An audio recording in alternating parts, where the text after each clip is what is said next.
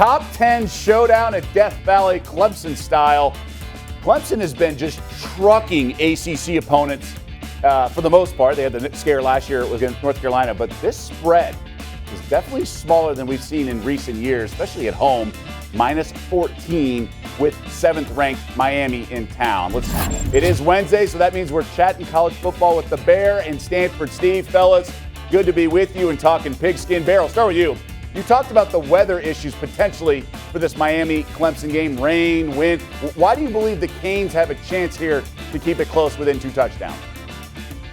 If you look at just the numbers of this game in terms of expected points added on the offensive side of the ball and the defensive side of the ball, Miami actually ranks higher than Clemson both offensively and defensively. Now, that doesn't mean that the Canes are going to go up there and win or keep it within the 2 touchdowns, but it shows you early in the year, at least with the same 3-game sample as Clemson, that this is a much improved team than what Miami has been the last few years. They put up 45 points more than 45 points in consecutive games against FBS opponents, the first time in 18 years. They got more than 485 yards of offense in 3 straight games for the first time in 7 years. The quarterback rating is through the roof. Like what Miami has offensively now, with a quarterback who's mobile, who isn't run first, he can throw the ball, but he's mobile. He has 3 running backs that are all interchangeable.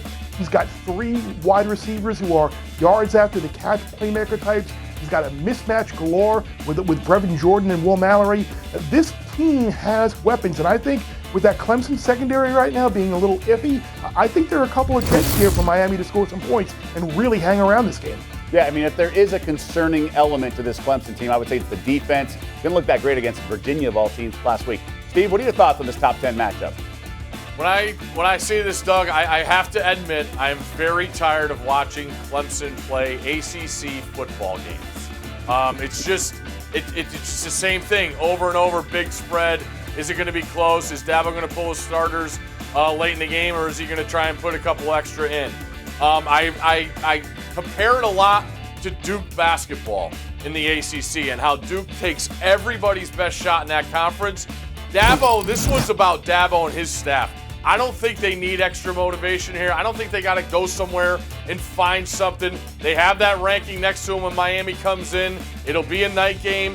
Bear game day, the whole crew will be there. So you do have some emphasis there on bringing your A game in a spot where a lot of people are going to be watching. So this one's about Clemson, but I agree with Bear, even though he forgot Miami's great tight ends. I think Miami has the goods to hang around here. Be very interested to see what this score is at halftime. Yeah, they're always open, right, Steve? They're always open. Okay, a game that sometimes has been a top 10 matchup, the Red River Rivalry. Texas and Oklahoma already combined 3 losses. Steve, what do you make of this one when defense has been optional and these are 2 really good productive quarterbacks? Yeah, this one is really interesting to me, Doug, because the roles have kind of flip-flopped. When you look at the quarterback position, since Lincoln Riley's taken over, he hasn't had a quarterback that originally committed to him out of high school. He has that now with redshirt freshman Rattler. On the other side, Tom Herman's always felt like the guy who's trying to create more offense in this game to keep up with Oklahoma, and now he has the wily veteran in Ellinger. So the roles there are a little bit mixed up for what we've grown accustomed to seeing in this rivalry. For me, I think I have to go with Oklahoma here because I trust Lincoln Riley more.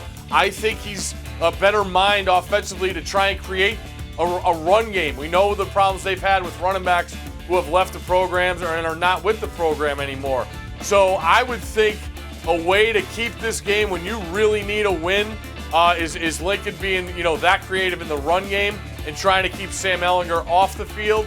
So I would lean Oklahoma here. It would be funny if they didn't come back, that miracle comeback against Texas Tech. That each have 2 conference losses already early October. Bear, what about you? Well, that's exactly right, Doug. If you look at Texas, they shouldn't have beat Texas Tech, and they didn't deserve to beat TCU. So their record really is more indicative of what they are, and it could be worse. Whereas with Oklahoma, they were up 3 touchdowns at Kansas State and simply just fell asleep on the wheel. They led in the 4th quarter against Iowa State before Breece Hall went nuts.